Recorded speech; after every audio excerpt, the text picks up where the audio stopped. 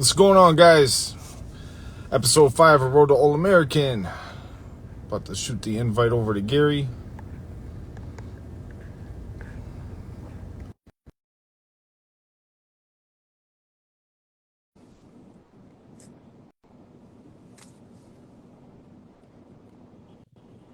Gary, what's going on? Good, buddy. I'm doing good. Everything's smooth. Just got to pay some bills real quick. This episode is brought to you by ROKFORM. Make sure you guys check them out, rockform.com. Got the latest mounts for your boat, your RV, your truck, your car, your golf cart. Make sure you guys check them out. Code DMiller25 for 25% off your order. So what's going on, Gary? How's everything been? Pretty good. We've got a major thunderstorm in here on us right now. It just came out of nowhere. Getting a lot of rain. Gotcha. So anybody watching, we have some technical difficulties. We'll try to reschedule for a future date. What's new for the Dobyns brand this year? Oh, we've got several new models coming out. Probably the biggest series is going to be the travel rods. We're making a bunch of travel rods. We're going to deal with swim bait rods for the guys going to Mexico or Brazil. We've got a couple models of those. I think we're going to do well with them. I really do. Awesome. Those travel rods, are they going to be like just 2-piece or 4-piece or anything? They're actually going to be 3-piece. The case is big enough you can actually probably put 2 or 3 rods in it. We made it a little bit oversized for the guys that want to carry multiple rods with them in one case just when they're traveling. It's got a nice strap with a buckle on it, so you can just clip it on your backpack or whatever too. That's awesome. Any new rod models coming out? And yeah, I'm working on a couple actually. I haven't really named them. I'm working on probably the rod that I have the most faith in is going to be a kind of a graphite CB chatterbait rod. You know, we do so well with the 736 CB glass chatterbait rod. I mean, we sell tons of those things. But we've got guys that just not really into the glass and are wanting 46 graphite, basically chatterbait rod. I don't throw crankbaits. Honestly, it's going to be a really good small swim bait rod too. You know, paddle tail swim baits like Kitex, 4.8s and stuff like that. It's going to do. I think we'll do well with it. Rich had me using, your son, he had me using the 734 for like the better part of a decade for chatterbait. And then Bryce recently convinced me to get the 736 CB glass. I can't make up my mind which one I like better personally. Yeah, I mean, it's a tough choice. Some guys just don't like glass, but this rod is really special. I don't like glass. I hate glass, but this rod is special. It's the way it's made and with the way that I use the glass in the rod, it casts unbelievable. It's super light. I really don't like throwing glass on spinnerbaits, but this rod is an excellent spinnerbait rod, buzzbait rod. It's just a phenomenal rod, and the sales prove it. I mean, it's for a long time this year, it was literally our #1 single selling champion rod. It's fell down to number 3 right now, but it always stays in the top 3 or 4. So it's a phenomenal rod. The other rod that I threw with chatterbaits is the 735 champion, but you've got to have a little. It's really quick. It's an extra fast rod, so it's got a lot of power. You've got to kind of be on your toes and let them eat it before you swing and kind of wait just a second. But it's a great rod. It's got a lot of power. So if I'm fishing around really heavy cover, I really do prefer the 35. But probably our #1 selling rod for chatterbait, 736 glass, followed up with the 734C. That's probably the 2 best. Yeah. I just like a little bit more power. Yeah. I like the, I mean, well, you're in like Texas now and you come from California, so you're used to swinging into like 10 pounders. Up here in the Northeast, 5, 6s are the big fish, so we don't really need the heavy power rods. I would really agree with that too, Dave. I mean, up there, I could see the 34 doing well. I got JJ Patton up there. If I was going to discontinue the 734 champion, I would probably go into hiding because I think he could hunt me down and kill me. And that's his multiple ranges rod he uses for everything. But truthfully, the 734 will do just about anything. It's without a doubt the most versatile rod we build. You know, I mean, I hate to personally say this, but I'll just repeat what's been said many, many times. It's probably the most versatile rod in bass fishing, period. Yeah. You can just do so many things with it. It's, you know, the U.S. Open in '08, I needed a jig rod. I had not been throwing a jig any time in that tournament at all. On the last day in the afternoon, I needed a jig rod. It's not my best jig rod. It's probably not even in my top 10 best jig rods, but it'll do it. And I actually won the U.S. Open, and I had big fish the last day. So, or one of the big fish the last day. It's just a very versatile rod. I mean, I've guys Carolina rig with it. I throw traps in the grass with it. You just can't. It's just a do it all rod. We just had a question. Lucas asked, "What's the best?" Or I can't scroll back. What's the best Carolina rig rod you got? I want to answer that question too, because I know my opinion is going to differ from yours. It's going to depend. I say our most two popular Carolina rig rods is in the Champion Extreme, the DX 784, without a doubt, super popular. And the other one is the Champion 764C. Those are two of our most popular Carolina rig rods.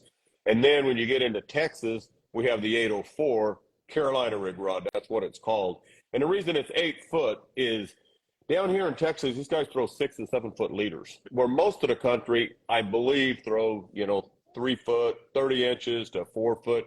In Texas, they throw 6, 6.5, 7 foot leaders. So you got to have that longer rod. And that 804 is really more powerful than a regular 4 power. But that pretty much is our Carolina rig setup. Yeah.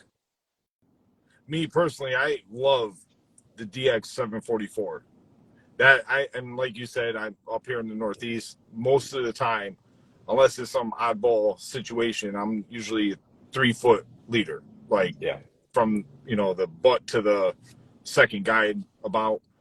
And that rod, the sensitivity is phenomenal, and I like the way it loads too, because it is extra fast, but it does, like, once you get into the meat of the rod, I think you have a better shot at keeping them pinned. If they eat it funny or something, or you might pull it away from them. I just have really good success with that rod. And so, Lucas, check out the DX744, the DX784. Yeah, it's a popular rod for us. The 744 is a little bit more power than the 84. I call it a jig rod special. In the West, they drag a lot of 1 ounce, 3/4 to 1 ounce jigs deep, like 50 to 60 foot of water. And you got to have a fairly powerful rod with a quick tip on it to be able to get those fish, hooked, pinned, and get them up and get them in the boat without coming off. You don't have power in a quick loading rod, you're just going to lose a lot of fish if you're fishing that deep.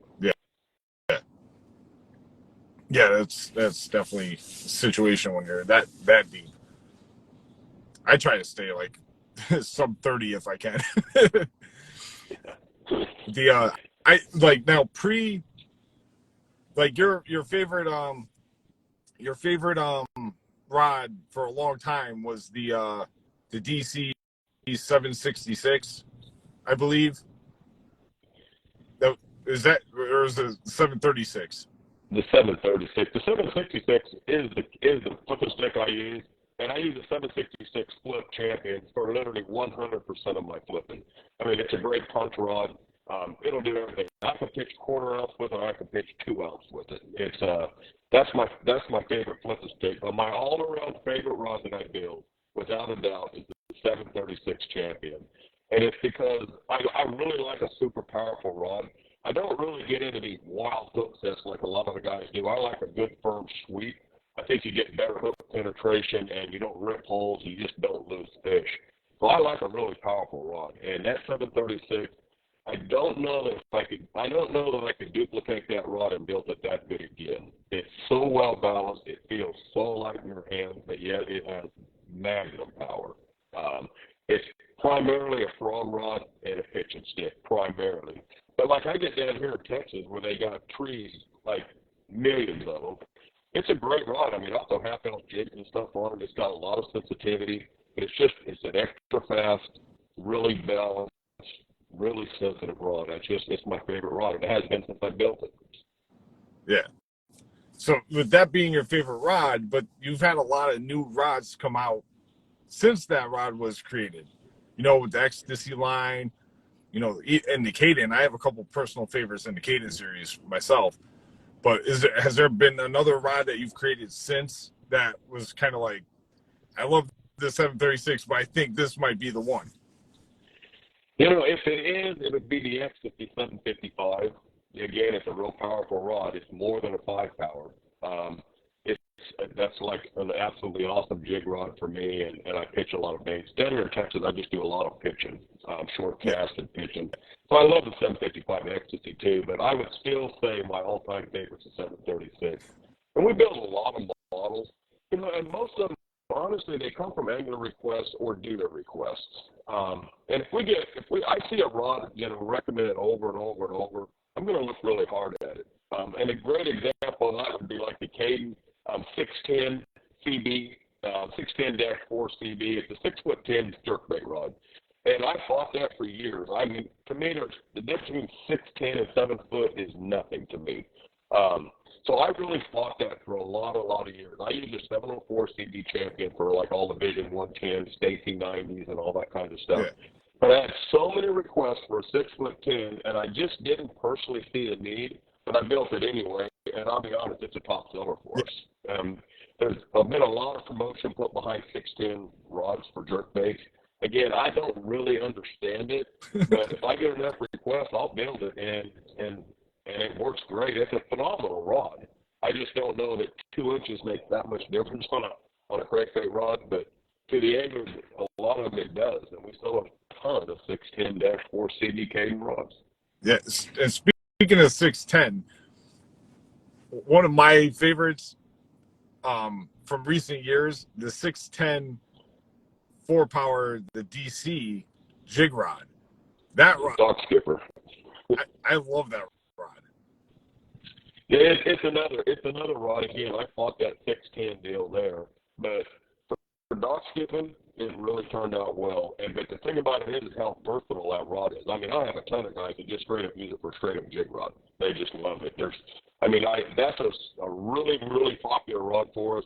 And I just get, every time I talk to somebody else, they use it for a different application they're using it. I mean, some guys are pitching spinner baits and cypress stumps, and you know, the next guy said, "Oh, it's my best buzzbait rod." And it's just a really well balanced, you know, fast tip action.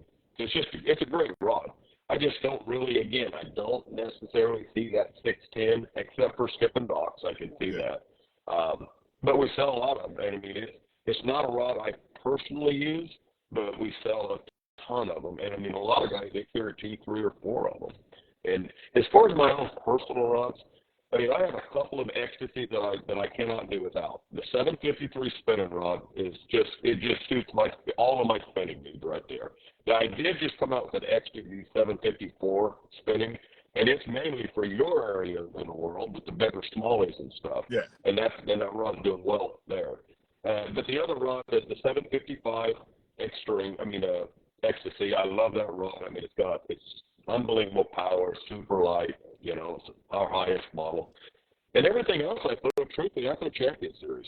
I fish, you know, more than 90% of my rods, I fish Champions. And it's, you know, I started with them, I got used to them. The Champion line, I would say, the backbone of the company. Everything you need bass fishing right in that Champion line. And it's just a phenomenal build. It's tough, reasonably priced point, you know, for tournament fishermen. If you're looking at basically like a $250 rod. But it's a very well-made, high-end rod. I've just never really raised the price on that rod much. And, you know, that rod is 18 years old.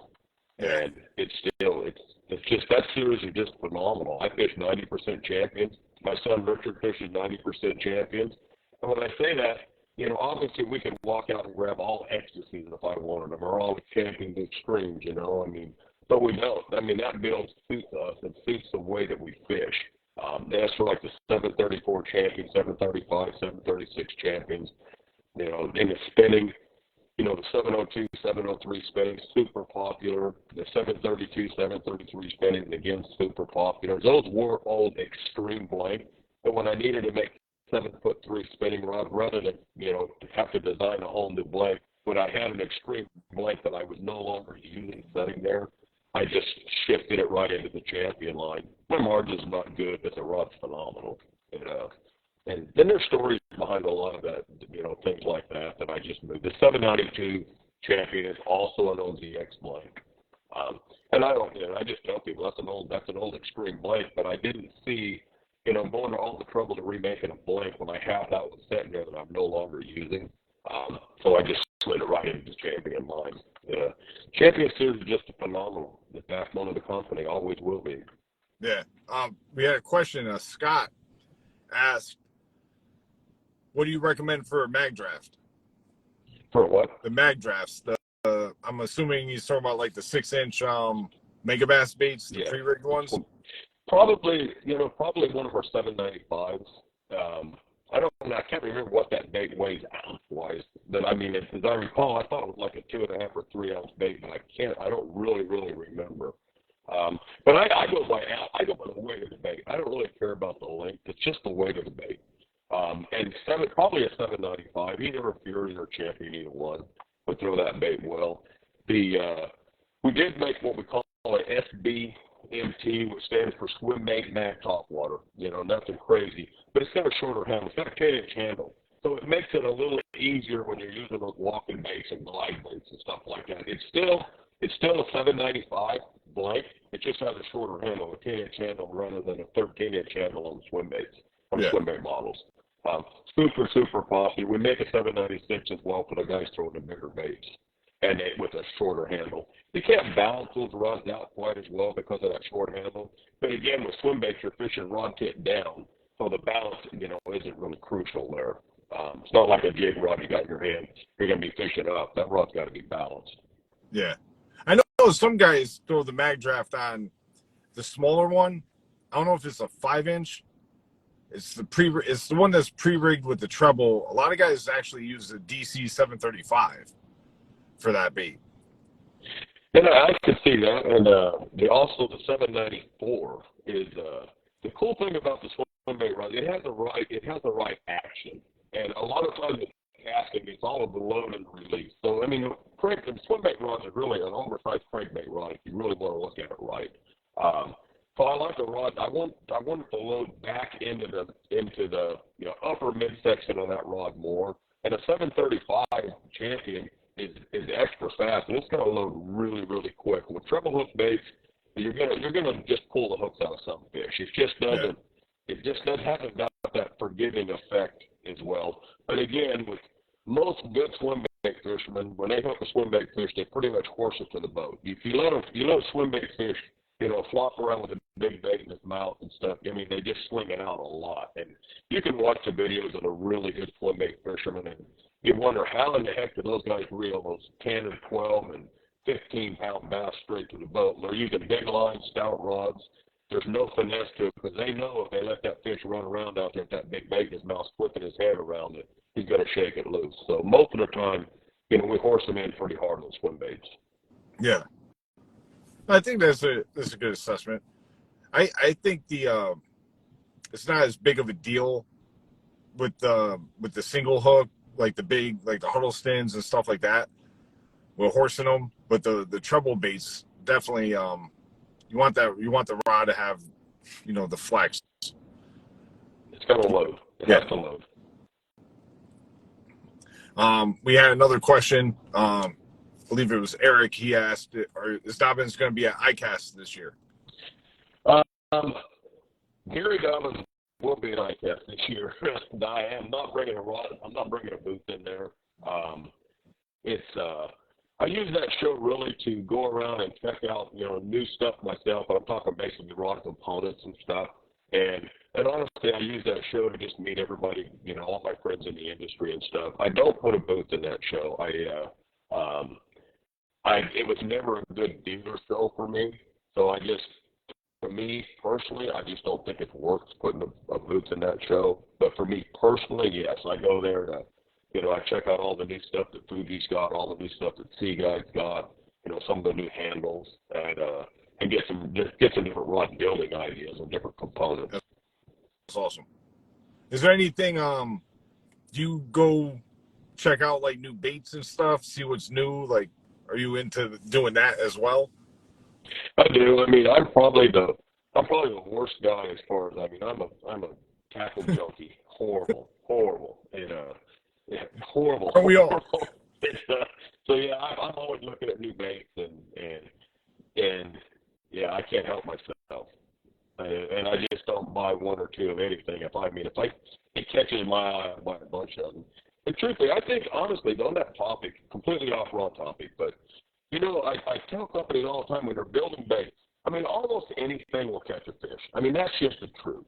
If you catch a fisherman and he has confidence in that bait, he's going to fish that bait and he's going to catch fish on it. I mean, some of course, yeah, but if it's a good-looking bait and it fishes well and you have confidence in it, you're going to catch fish on it because you're going to fish it. You're going to use it. So I'm looking for a lot of the baits, how they're made and what I think of them. And I look at some of the way the hooks are on them because some of the baits, they don't, I mean, in my opinion, they don't put the hooks in the right places and stuff. And it just doesn't work as well. Yeah. One thing that drives me wild being a tackle junkie as well is the when companies come out with, like, especially soft plastics, and the color is like, at some point they change something and the color is like never the same. It like crushes my confidence in that bait, like going forward. It's like if I didn't buy like 10 peg hooks worth, it's like no point in even using it anymore. Yeah, I mean, that's true. I mean, colors change. I mean, they just change over time. But the good companies they get pretty close. I mean, it's just there's nothing that replaces confidence with an angler. Nothing. I mean, if you've got confidence in a bait, confidence in a rod, within a spot, a lot of times. I mean, if it's a spot, it's a spot. But you'll catch fish there. I mean, there's just nothing to replace confidence. And I used to laugh at some of the dock talk at tournaments. These guys are like, I'm on all 5-pounders or I'm on all 4-pounders, and and he's trying to build himself up. But you can't fake confidence. In your heart, okay, when you start fishing, and if you start struggling, and trust me, when I'm struggling, nobody struggles worse than I do. But you let me get an inkling of what's going on. You let my confidence start rolling. Let me catch 2 or 3 fish on a bait, and holy mackerel, man! And then it just seems like they bite better. You're catching them. You're not losing them. I mean, it's hard to explain, but confidence is everything. Yeah. And now not only in fishing, in everything, in all sports and everything, but in fishing. And sometimes you'll catch a big one and you'll catch another big one. You just know, like, man, I have got them. Now I know what they're doing. I've got them. And it's probably the most awesome feeling in the world for a tournament fisherman. Yeah. Today, my confidence got crushed early in the morning. I was up by Champlain. I had like 8 areas, but each area I had like 5 little waypoints, like specific to make specific casts. Pull up on my first spot of the day, crack 3 right off the bat. I'm like, all right, this is gonna be good. Fish it a little bit more, nothing. Go to the next spot, nothing. The next 5 spots, not a sniff. Then right like towards the end of the tournament, pull up on the last spot, aim the live scope out, and there's like 100 arches, and I gotta go back to the weigh-in now. I'm like, you gotta be kidding me. Yeah, it's I tell you, like I said, when I'm struggling, I don't think anybody struggles harder than I do. I'm a pattern fisherman, and if it's not working, I mean, I'm struggling. The thing about it is you just keep changing. You keep moving areas. When I say change baits, I mean, I don't change like a blue worm for a green worm or something like that. I'm changing from a jerk bait to a spinner bait to swim bait, major changes.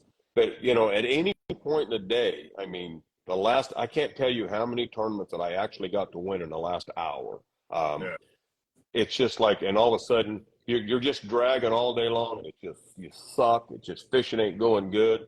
And all of a sudden you get a bite, and then you get another bite, and then you get another bite, and oh my God, here we're on and we're rolling. Yeah. And so you just can't never give up. You just got to keep fishing, keep looking. If you're not catching them, keep moving. It's hard for me to explain, but I feel like everybody has what I call a gut instinct with fishermen. And I mean, I really do fish with my gut, and I could sit here and bore you to death on tournaments that I actually won because I just had a gut feeling I need to go do this there, or I'm like the U.S. Open, that I finally got to win. I mean, I had seconds and thirds, and I didn't think I was ever going to win it. I always have a screw up, and it always cost me the event. And on the second day of the U.S. Open that I won, I'm running past a point. The wind is hitting it with like 3-foot breakers hitting on it. And as I drive by it, I was out really early in the tournament. I was out like, I don't know, boat 10 or something. And as I blow by it, I'm looking at that point and it's just waves are crashing on it. And I'm like, man, and I'd practiced it 3 times during that tournament because it's a place that I'd fished a lot. And nothing, no bites, no nothing. And I thought, man, if they were ever going to be there, it's going to be right now with that wind crashing in there. And I ran past it about a quarter of a mile, and I just couldn't stand it because I always fish with my gut. My gut's telling me I need to go there. I turned the boat around, went against the grain, against the blast off. I pulled up there. First cast, I was too far off the bank. The second cast, I caught like a 2 3/4. Then I caught like a 3 1/4, which are big fish for Lake Mead, especially back then.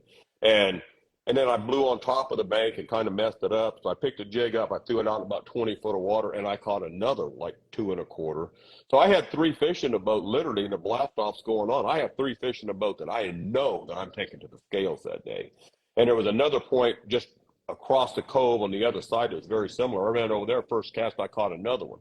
So now I've got 4 fish. I know I'm going to the scales. So I completely abandoned. I was the day one leader. I never, ever went back to where I fished on day one.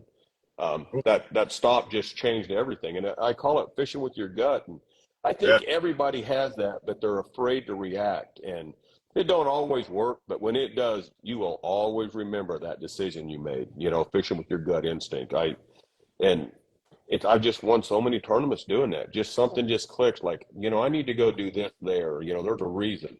And you got to follow your gut. I just think fishermen, I think everybody has it, but sometimes it's just hard to pull the trigger. Just think, I'm leading the tournament. I'm leading the U.S. Open on day one, and I never go back to that area in the 3 days of the event after day 2 because everything changed. Yeah, Eric chimed in. He said, your own mind can be your worst enemy on the water. That's 100% true. Yes. Do got another question for you. Well, I could partially answer that. Asking if you're pursuing niche markets like BFS and light Ned rods. Dobyns does have Sierra models that are BFS specific. As far as Ned rods, are you planning on making like a Ned rod special? That seems to be sweeping the nation. I don't really know that you need a special rod for Ned rig, to be totally honest with you. I think any of my 2 powers will fish that Ned rig perfectly well. I don't think you need a specific Ned rig rod. And if I did, I'd build one. I really would. And if I had requests, I would build one. I just don't think you do. And I've got 1 power too for the guys. Some guys like a little softer rod, but I think I have plenty of rods that will cover a Ned rig absolutely excellently. Yeah. And BFS, we sell a lot of BFS rods. Yeah, I've been throwing I throw a little bit heavier head. I don't throw the Ned rig often. I kind of like always seem to be on a different bite whenever that might be applicable, but I've been using the DX 703 SF. That's been because I want a little bit more sensitivity, get better. I'm really familiar with the rod. I've put it through its paces, so I know what I'm dealing with that rod. It's a popular rod for us too. Yeah. A lot of guys, I think most guys are going to throw a 2 power, most guys. But like you say, you're throwing a heavier head, so the 3 power is just a natural jump. And the one thing we do as a rod company, some of the companies I've worked prior, they'll make like, a 7'5" rod in like a 3 power, and that's it. And I love it, but then I want it in a 4 or a 5. And so something that I really do, because fishermen need choices, and everyone fishes differently. What I may use a 5 power for, somebody else may use a 3 power for. So we make the options. Like personally, I don't use any 3 power rods except for spinning my 753. Other than that, I don't throw 3 power rods. I use 4s, 5s, and 6s. But the vast majority of people, 3 power is the #1 selling rod. I don't use it, but a lot of people do, and a lot of people want to drop down to a 2 power. So we actually, most of the time, I'm going to offer it in like 1 through 5 or 1 through 6 or 2 through 6. So really, you can fine tune and fish and get exactly the rod you want to be able to fish that bait the way that you want to. And again, confidence is everything. Yeah, I actually have a question for you. off the record, on the record. Do you plan on doing the Ecstasy spinning rods in a split grip with the drop shot keeper? Possibly.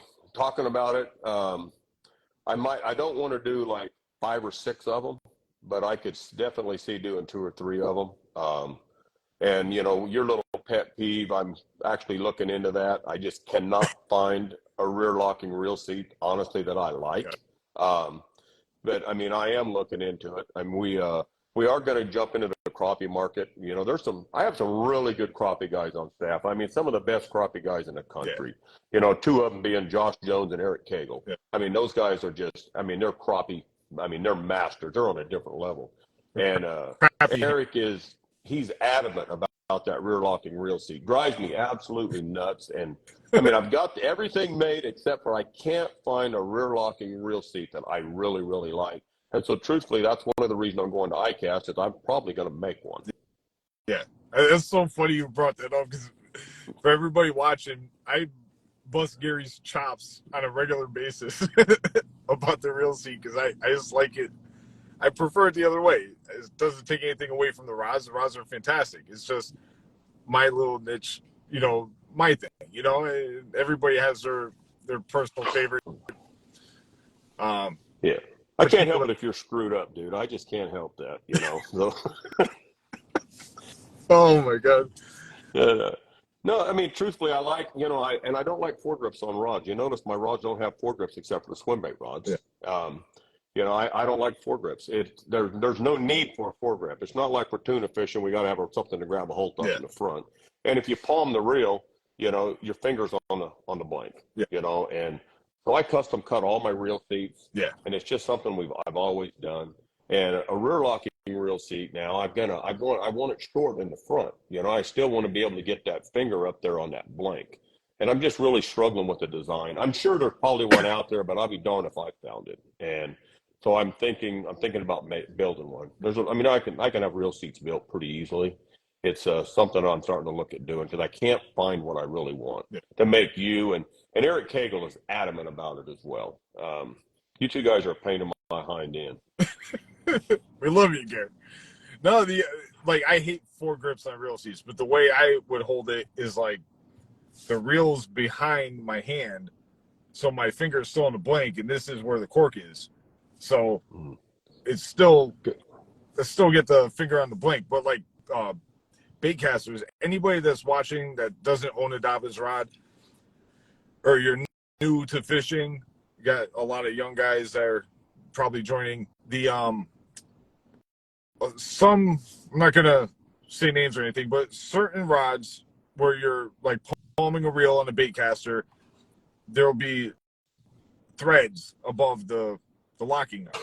Like the way Gary does it is cut off, so it's the nut and your fingers on the blank. There's no extra anything. It's the best scenario for picking up, like, you know, light bites and everything, because you got your finger right on the blank. There's no second guessing it, and it's more comfortable too because your finger's not digging into anything. Yeah, that's Eric Cagle's deal. Is he hates the rods he's been using. It's got threads above it, and he fishes every day, so he just finger gets a stinking sore. He's just putting band-aids and stuff on it. So I mean, they're just little things like that I think it makes the rod better. Yeah, I really do. I mean, I cut the reel seats, and it's. Yeah, I just like that. I like to be able to get my fingers on the blank. But you did make a good point. Like, not everyone holds a rod the same either, especially spinning rods. You know, some guys are going to hold it between their pinky and ring finger, and other guys are going to hold it between their 2 center fingers. And, you know, everybody's got their own way. And some guys hold straight up in front of the reel. So it's even more on spinning rods. Now, I tell you, on the spinning rod topic, I mean, truthfully, in bait casters, you're using most of the time it's a bigger line deal.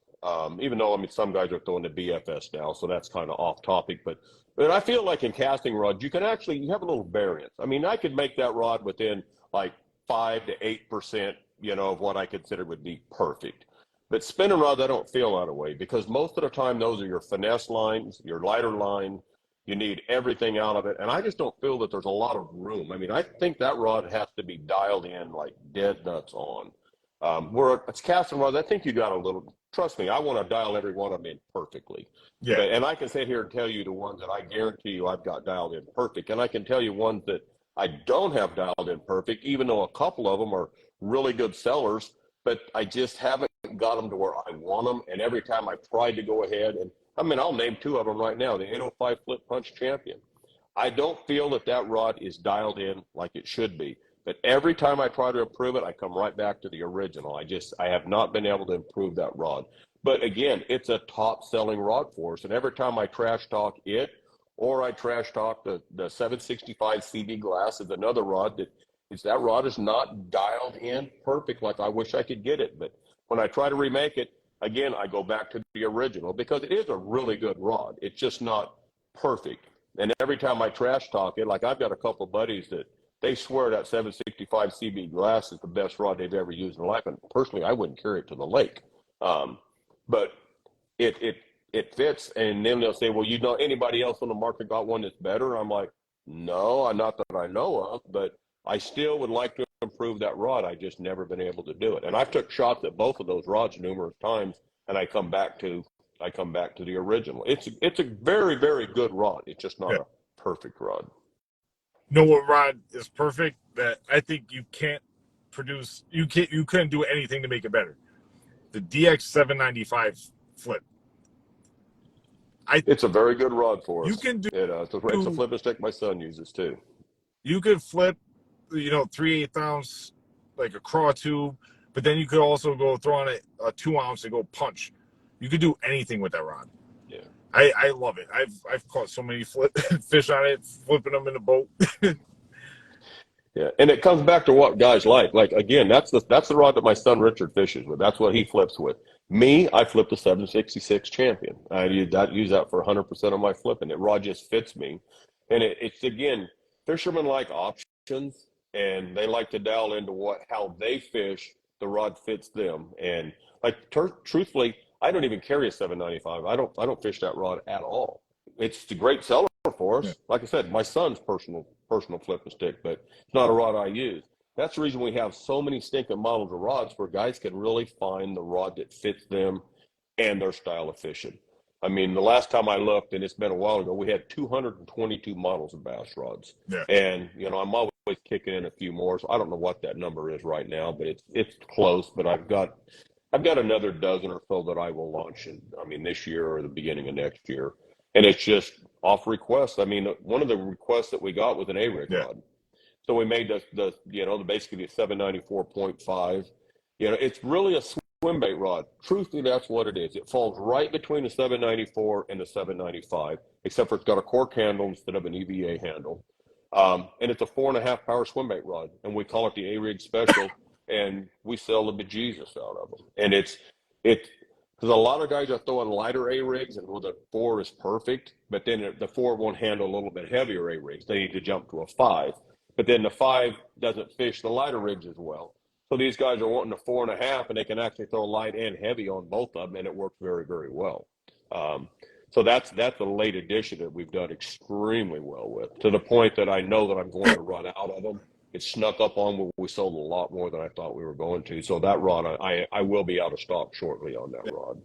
But it's a good rod, though. Hey, guys, if you're looking for that rod, make sure you check out DobynsRods.com. Get one before they're gone. That one I'm going to be out of. One thing I remember telling you, and you were blown away by it, hearing I live in Connecticut. For anybody watching that doesn't know, Long Island Sound is my home. I've been surf fishing out here for decades. Striped bass, bluefish. There's a bunch of other species too. But a lot of guys that do surf fishing or even like boats in the rivers use the Fury 795 SB for saltwater fishing. Have you, when I told you that, I don't know if, I forgot what the conversation was, but did that ever spur anything in you to create some like inshore stuff?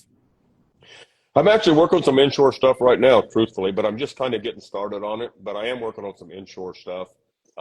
795 is a very popular inshore rod. I mean, down in the California coast, they use that rod all the time down there. They're catching oh gosh, I'm trying to think of what the heck, calicos and what the heck's the other one? I'm just drawing a blank. I'm not a saltwater guy, Yeah. but I mean I know what rods to build, and I've got a bunch of saltwater. I have some saltwater tournament fishermen on staff that do very, very well, and they're in SoCal, and they do very, very well. Um, I mean, I've got plenty of guys to bounce it off of. I also have a new sales rep out of Louisiana that's really, really dialed into that inshore market, and David's going to help me with some of those actions and stuff. I mean, I'll openly admit I'm not a saltwater fisherman. Yes, I fished in the ocean. Yes, I've caught all those fish. I've red fished and all that, but I don't fish saltwater like I do bass. It's so I like to have a little input on the outside. I mean, I'll build it. I'll let these guys test it. If they tell me, yeah, more here, less power here, more there. I mean, I'll listen, and I'll make it right. Nice. Yeah, Eric said an inshore line would be fantastic. Need bigger spinning rods for live bait.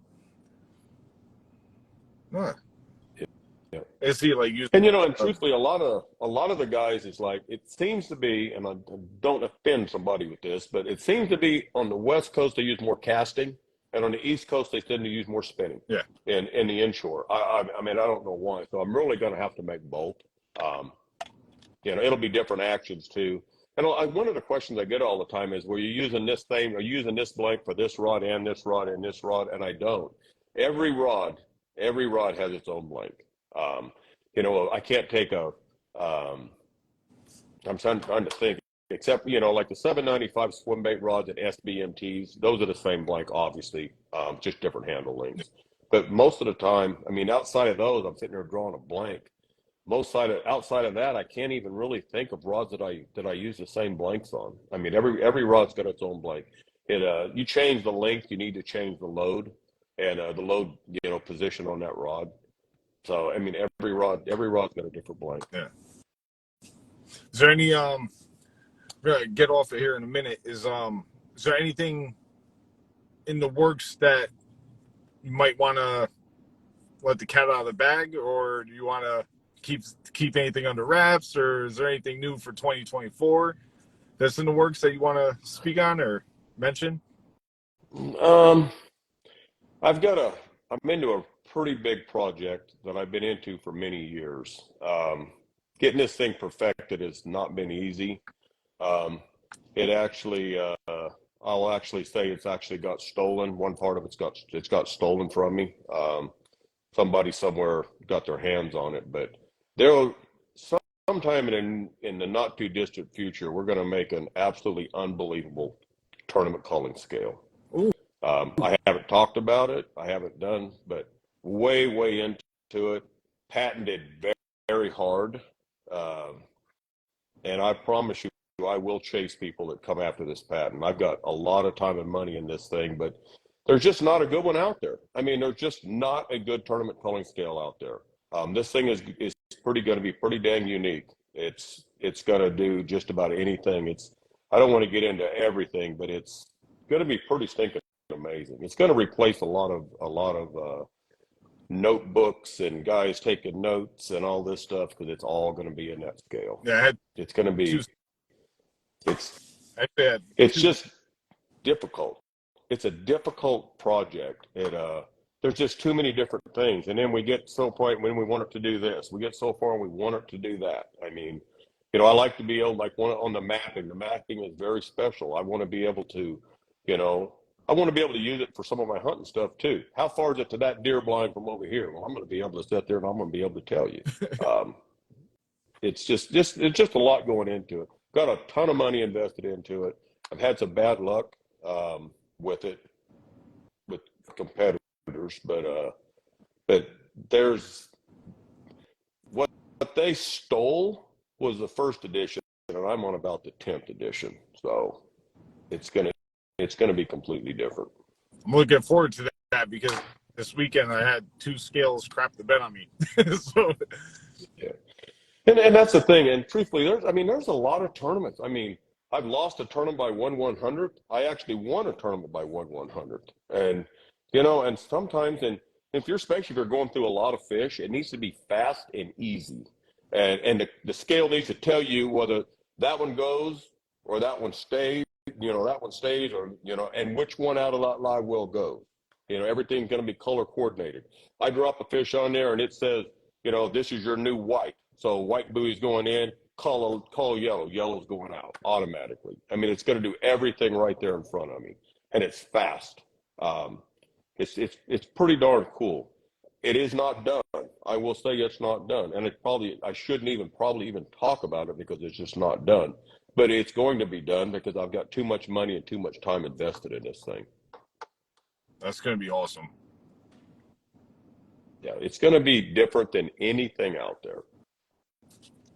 I can't wait. So, guys, remember where you heard this first, because that's a big deal. Because and when Gary does something, he changes the game. So, pay attention. But yeah, I tell you, if you're going to make something, I believe you try to make it right. I mean, and as a tournament angler, I mean, I know that, I mean, it can save a ton of time. I mean, you're not, you drop a fish on there, and not to mention this thing is going to be incredibly accurate. I mean, it's going to blow away any scale on the market as far as accuracy.